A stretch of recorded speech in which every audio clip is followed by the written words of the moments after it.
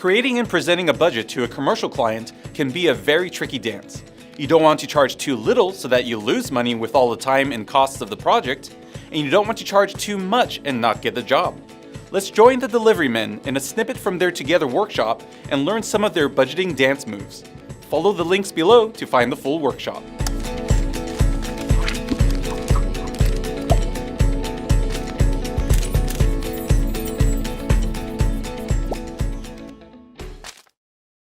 All right, so our first exciting topic today is understanding the pricing and budgeting dance.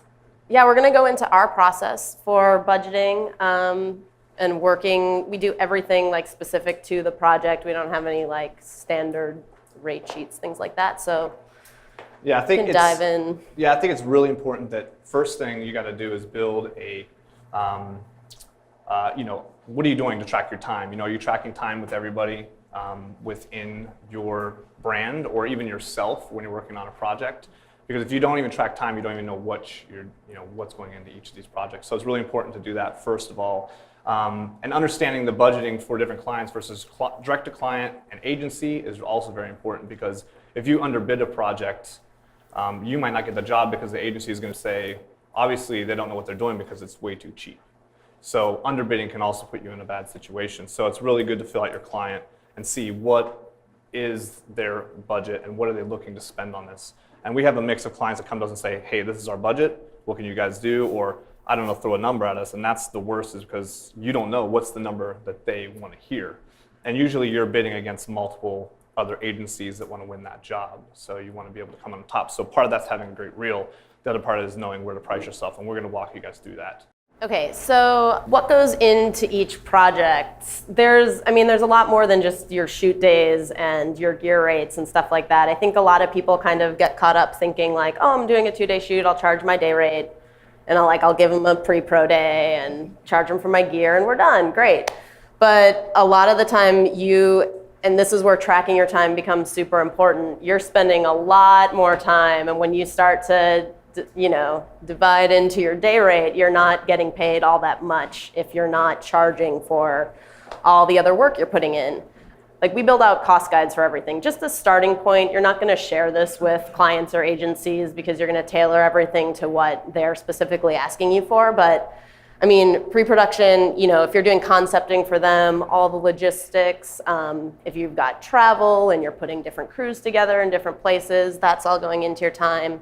Do you need location scouting? And is it something local that we can go do ourselves, so that's saving us some money? Or do we have to pay someone who, location scouts can be, $1,000 a day. So remember, think of all those things when you're putting your pre-pro costs together. I think it's really important to think about the pre-production aspect and even the pitching, because when we pitch for a project, you're basically giving away your time for free because you're not being paid at this point. So you're taking this, if it's sometimes up to a week to build a pitch, you're building mood boards and concepting and all this stuff, and you get nothing for it unless you win the job. So you have to think about that. How are you going to fund pre-pro or that pitching time? How are you funding for all your overhead? Do you have to pay for your gear? Everything adds up very quickly. And so a huge part of that is knowing costs. We get emails all the time, for our general pricing, which we ignore and say, well, what's this project about? We had a guy email us, like, well, I'm creating a short film, and what's your cost to make a short film? It's going to be 10 minutes long. It's like, I don't know. What is it? What do you need? I have no idea. Yeah. So it's really important to know everything. Another big thing is renting out your gear, right? I think there's a lot of shooters that are just single shooters that go out if you're a DP or just a cameraman, whatever. And their gear goes with them. So it's like, well, my day rate is $1,000 and I have X amount of gear, and you have the room this size full of jibs and sliders and cameras and lenses, right? You should be renting out that gear. Everything we own has a price that it costs to go out with us. I have my day rate, she has her day rate, and each piece of gear has its own rate. So if they want that, it's gonna be X amount of money to go with it. Because if they had to rent it from a rental house or someone else, they're gonna have to pay for it too. So think about that when you're pricing yourself out. Again, pre-production time is such a killer, because if you're going to spend 2-3 days a week prepping, building shot lists, doing scripting, doing location scouting, doing lighting diagrams. Are you being paid for that? How much time are you spending that you're not getting paid doing? So it's really breaking down every aspect of what you do, creating this list, and Gina did this for us, which was amazing, and literally we have a list of everything. So we start budgeting, we can start putting in those numbers, and it's kind of insane how quickly everything adds up, and you realize, like, I'm actually not making any money on this project because I didn't budget for all these things. And we'll get into all the things that start happening as it happens. But talk a little bit more about these pricing requests. It's pretty funny. Yeah, so request for general pricing, Joe talked a little bit about it, but like never guess. Like do you know what it costs to rent a hot air balloon for a day? Does anyone know that? Someone's gonna ask you that, and so don't just be like, yeah, we can do this project for $5,000. That hot air balloon is $4,000 a day, my friends. So don't guess. That's my tip there. Depending on where you are, that's what it is in Central Texas, where we are.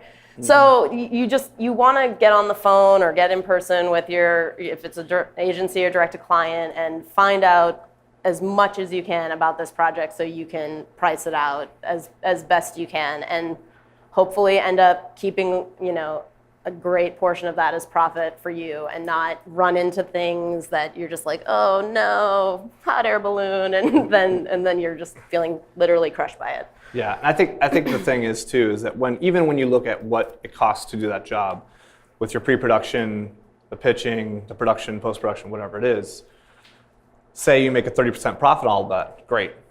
But what about your overhead? Is that figured into it? Like, how much is your overhead cost and everything else? When you get down to it, maybe you made nothing off of it because you just broke even with your overhead. So you really have to factor in so much to keep a company running. Yeah. If you're a freelancer and you're like a one-man band that's going out and going on shoots, it's a little easier because you're not having to produce the shoots. But for us, it's a 50-50 split between, we go as a production company and we do just the production. So basically they hire us and we don't do post-production, we don't write the concept, we shoot it. But we still have to scout, we still have to do shot lists, we still have to do that stuff, right?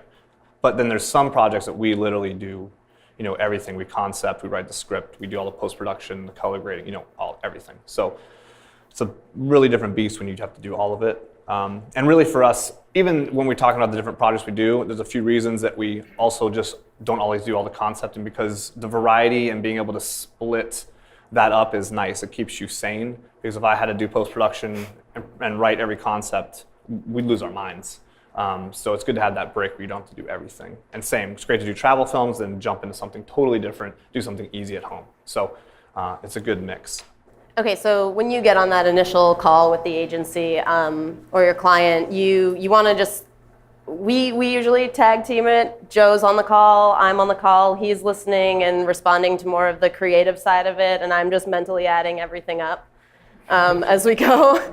So it's really important to have two people who are coming at that from the correct angles that we should be for our roles, and making sure that we can talk after that and nothing's like slipping through.